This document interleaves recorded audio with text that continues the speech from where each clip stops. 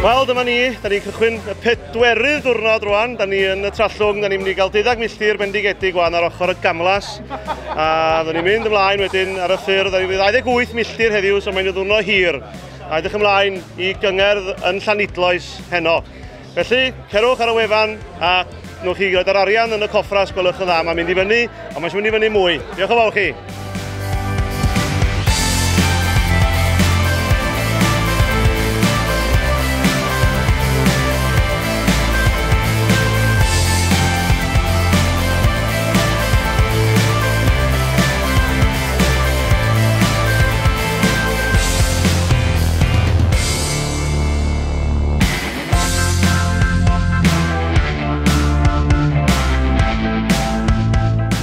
This stop is stunning. The cook is brilliant.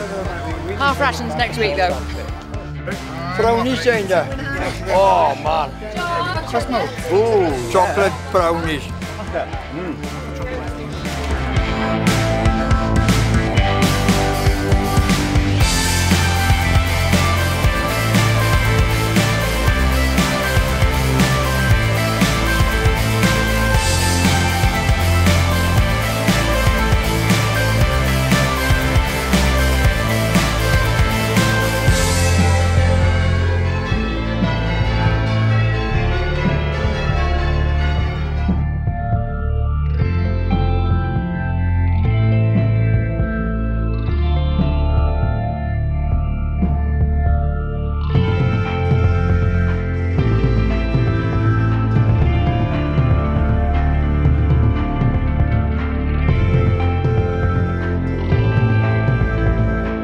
Rioed wedi teimlo well.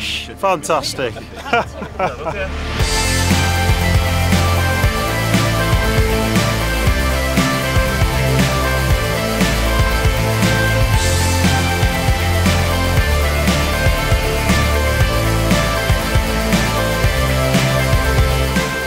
Wel, da ni wedi cael cwynion, da ni wedi cael dipyn o ganmol yn enwedig i'r bariau ynni. Da ni wedi bod yn gwneud yn llawn ceirch a cnau a ffrwyth a y dim mae wedi bod yn werth i wneud. Mae'n hwyl, mae'n her, ond ia, mae'n wych.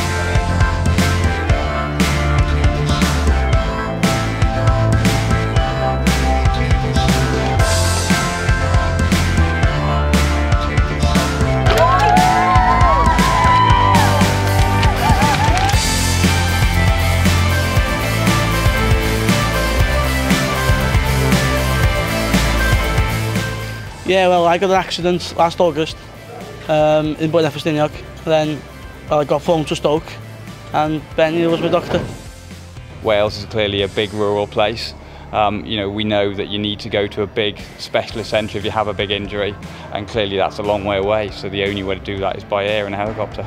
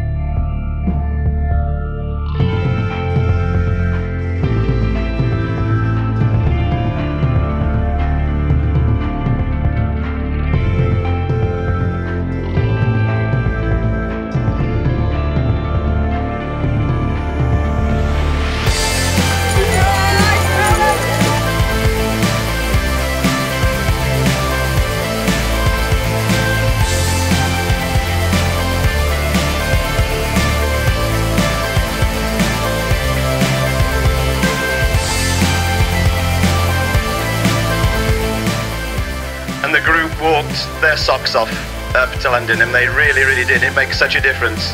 and to see all you guys here, you can't believe how much that lifts you. Wel, mae ni wedi cyrraedd Llanidloes ac am groeso bendigedig. Mae pawb wedi dod allan, y cor yn canu, a lwcus o gael Hughes Gray yn noddi ni heddiw. Mae wedi bod yn anrhydeddus ofnadwy. Ond mae rhaid mi ddweud, oedd y croeso fan hyn ar ddiwrnod anodd yn bendigedig, achos gafon ni lot o law heddiw, 2 awr a hanner o law, ac oedden ni lyb, wel yn lyb at yn frwyn.